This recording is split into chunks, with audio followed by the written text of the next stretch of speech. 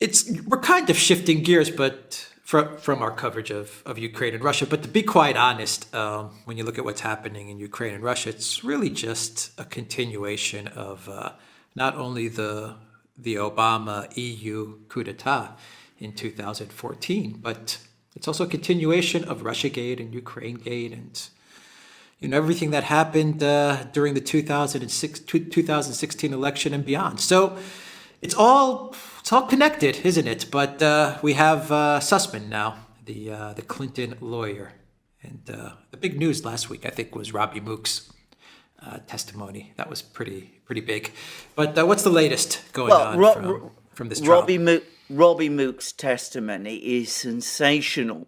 It wasn't just big; it is sensational because actually, in a sense, it doesn't directly involve Sussman. I mean, this is like so many of these cases that Durham has brought up to now. They're very much on the periphery. I mean, what Sussman is being charged with is lying to the FBI, pretending that he was coming along to the FBI to report the Alpha Bank story. The Alpha Bank story was that story about, a private server in the basement of a bank somewhere that was being used supposedly by the Trump campaign to communicate with the Kremlin, and we now know that was all completely concocted and put together, and it was put together by all kinds of tech oligarchs and people in the US and their acolytes and all that kind of thing, and that Sussman himself lied about the fact, that's what Durham alleges, that Sussman lied about the fact that he was actually representing the Hillary Clinton campaign. He pretended to the FBI that he was coming forward as this concerned citizen after learning about this shocking revelation. Now, I'm going to say briefly, on Sussman himself, he's coming up with one of the most preposterous defenses I have ever seen. I mean, it is so ludicrous that I'm struggling to get my head round it. But to the extent that I can understand it, he accepts that he was, the attorney of Hillary Clinton's campaign. He accepts that he was part of the legal team that was billing the Hillary Clinton campaign. He accepts that, the hours that he put in his meetings with the FBI to promote this Alpha Bank story were part of the things that they billed the the Clinton campaign for. But he nonetheless says that he was telling the truth when he spoke to the FBI, because the Hillary Clinton campaign wasn't really trying to get the FBI interested in this story. They were trying to get the media interested in this story. So when he was acting, he was going against the Hillary Clinton strategy. He was in effect, because he was going against the strategy, he wasn't their lawyer, and that's why he told the FBI the truth. Now, this is such a ridiculous defense. It is so nonsensical that I have to say, if I was Durham, I'd be worried, because when a defendant comes up with a defense that is so absurd, I would ask myself, is there something going on behind the scenes that I'm not really aware of? Bear in mind that this is an Obama-appointed judge. Just saying. I know. Anyway, let's put all that to one side, because Sussman, though he's important, he's very close to Mark Elias and all that. This case is, as I said, on the absolute edge of the periphery of this thing. The real revelation comes from Robbie Mook. Robbie Mook confirms Hillary Clinton directly involved. She was the person who actually authorized the spread of the information about this Alpha Bank story. She actually took the decision. So this is the first indicator that we have. This is before the FBI opens its collusion investigation, Crossfire Hurricane. This is before all of that. This is the first indication that we have that Hillary Clinton is directly implicated in constructing this whole fable of a collusion between Donald Trump, his campaign, and the Russians. Now, Hillary Clinton's always been able to avoid being directly implicated up to now. This is her own campaign manager and he's put her squarely in the frame. So I think this is really, really big news. Very big news. Now, bear in mind that this happened at the same time, roughly the same time, that the CIA Chief Brennan was briefing Obama that Hillary Clinton was intending to create a collusion allegation to discredit Trump. And, so the CIA were getting this information. The FBI, presumably, were also getting this information. But the point is, it's Hillary Clinton herself. And I think this is big. Now, it's still only one thread in this particular story. I think we're starting to work towards a position where we can see that Hillary Clinton was heavily involved in constructing the collusion part of Russiagate. And I think that we're also on the edges now, with all these tech executives floating around, going to sooner or later get to a point where there's an admission that the original story, the thing that really got people excited about Russiagate, the so-called Russian hack of the DNC, which led to all those emails being extracted and passed on to WikiLeaks, we're going to probably see that starting to be challenged before very long. I don't think we're very far from that point. But we now see Hillary Clinton herself is in the frame, if you like, and I'm sure at the moment she is starting to brief to get advice from lawyers. She's starting to speak to lawyers. We also see Perkins Coie, Sussman's law firm. They're coming under increasing pressure, and of course that leads ultimately to Mark Elias as well. Right. Okay. And all of this is perfectly timed, it seems, for the midterms. But I've only got one question. It's kind of a two-parter, and then you can take your time to answer it. And my first observation is, as I'm listening to you, I can't believe we're about to go to World War III, or we're so close to World War III for these clowns. So, question, first part of the question is, what do you think Hillary Clinton and her team really wanted to do with this Russia controls Trump is connected to Russia narrative? Because I can understand what they were trying to do pre-2016 election. Okay, you want to subvert the Trump campaign because you want to win the election. But what were they trying to accomplish by continuing to peddle this stuff after Trump had already won? And the second part to my question is, in this video open, I said that all of this stuff that happened with regards to Clinton and Alpha Bank and Trump Russia has led us to where we are today. Can you expand on that? Is it true that this Trump Russia lie has played a role in taking us very, very close to a World War III, Russia, NATO, Russia, US conflict? Many people would argue, myself included, that we already have a Russia-NATO proxy war taking place right now. So is it a stretch to say that everything that happened pre-2016, but I would say even after 2016, has played a significant role in this conflict in Ukraine? Expand on that, Alexander. Assange, what's going on with Assange is also part of Hillary Clinton's lies. And very quickly, I say this because I did a video this morning and I talked about how Morgan Freeman has been banned from ever entering Russia again, the actor Morgan Freeman. And the reason the Russians banned him is because of what he said in 2017, 2018 with regards to Russiagate. He was peddling, according to Moscow, he was peddling the Russiagate lies. He was parroting those lies. And I thought to myself, God, the Russians have not let this go. No. To ban Morgan Freeman permanently. It shows that the Russians remember Russiagate and it affected them. Anyway, take your time to answer it and put the pieces together.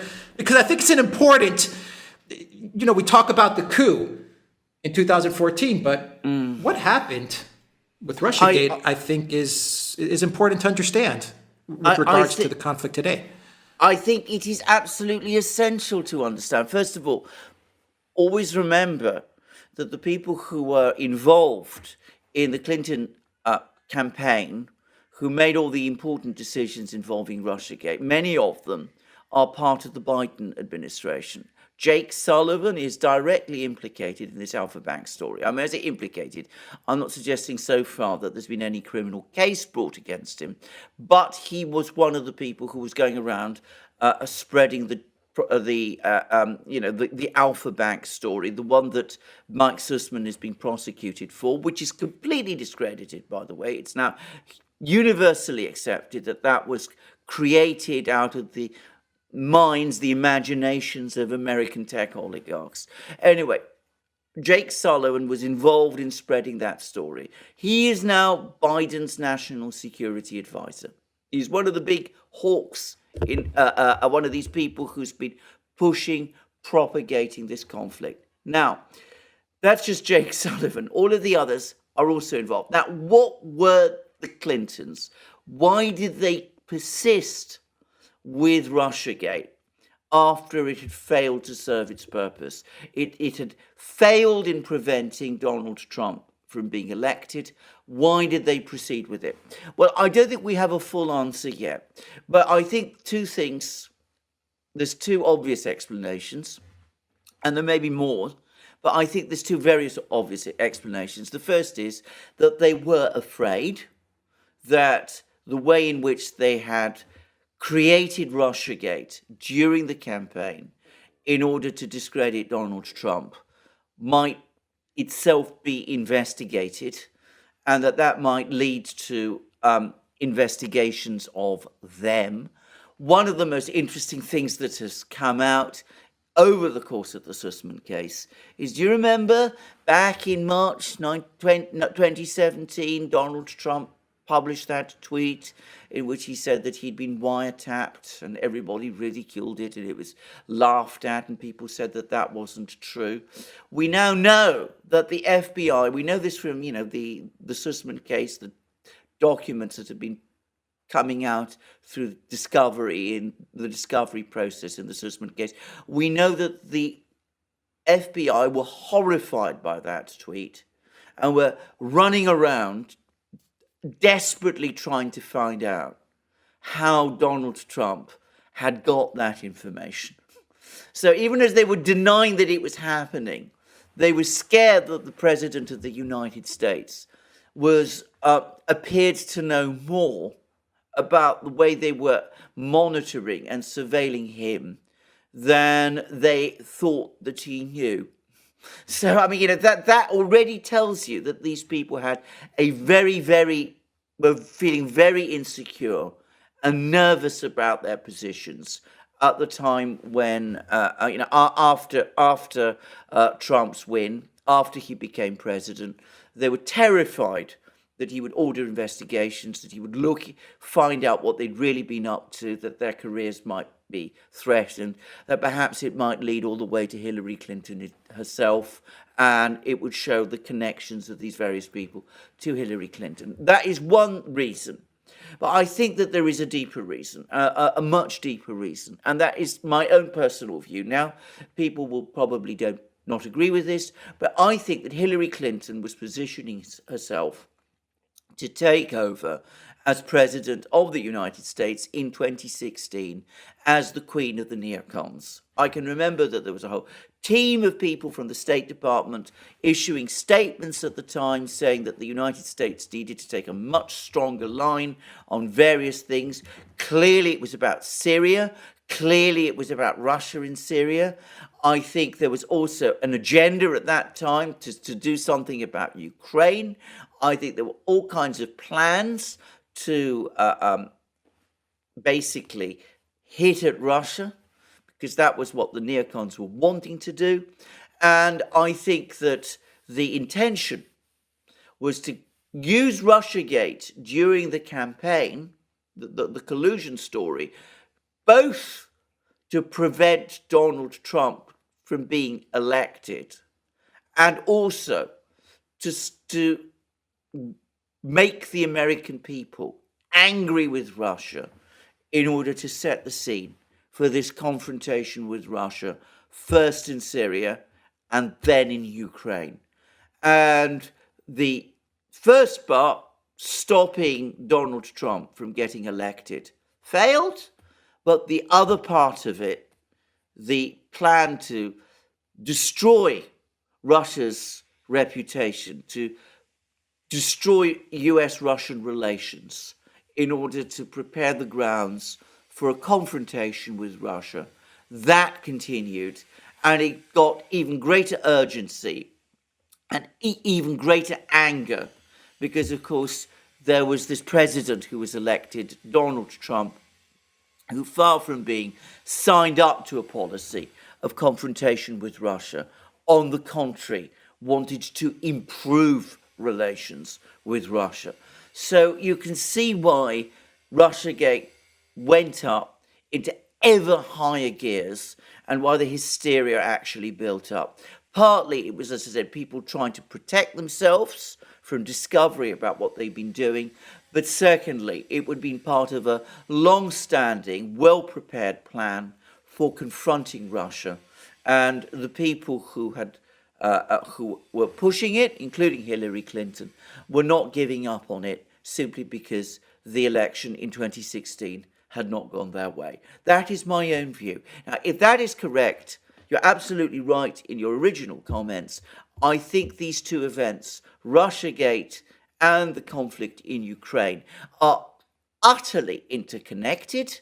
The reason they are interconnected in the way they are is because this agenda of starting some kind of conflict in Ukraine has been there from the outset, and Russiagate was part of the psychological preparation to work up the American people, and indeed, to some extent, people in Europe, to prepare them for this confrontation that we have now. Right. I wonder if the 4 years of Trump, real quick, gave Russia 4 extra years to prepare for this eventual confrontation. And likewise, it also gave 4 years to NATO so that they could prepare Ukraine as well. You know what I mean? It's kind of like the Trump presidency gave both sides time to prepare for each other. And Yes. not only Russia, Ukraine, but also Russia, NATO. I mean, Yes. that it was like a 4-year preparation. I am entirely of the view in both cases. I mean, you mentioned about the fact that the Russians have now sanctioned somebody who propagate the Russiagate myths. I think the Russians probably way back in 2016 understood what was going on and started to work extremely hard to prepare for the day of that confrontation in Ukraine, which was to come. And we've seen that they succeeded to a great extent on the economic front, and we've seen also what steps they're taking on the military front. But it's also simultaneously the case that obviously Ukraine has been very, very heavily rearmed over the intervening years.